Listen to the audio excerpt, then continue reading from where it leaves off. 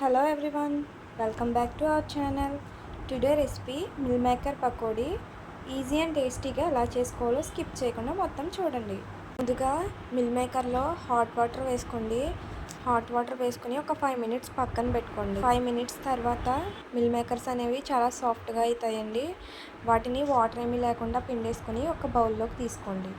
అందులో కొంచెం పసుపు వేసుకొని రుచికి తగ్గట్టుగా సాల్ట్ వేసుకోండి.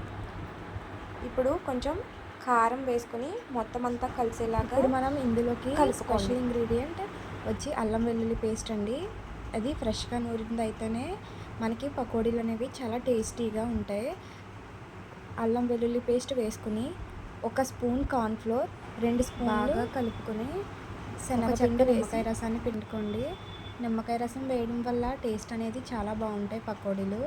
ఇప్పుడు ఆయిల్ హీట్ అయిన తర్వాత మన దగ్గర ఉన్నటువంటి మిల్ మేకర్వి ఒక్కొక్కటిగా వేస్తూ ఆయిల్లో బాగా ఫ్రై చేసుకొని గోల్డెన్ బ్రౌన్ కలర్ వచ్చిన తర్వాత బయటకు తీసుకోండి. అంతేనండి, మన ఇంట్లోనే చేసుకునే healthy meal maker pakoda ready.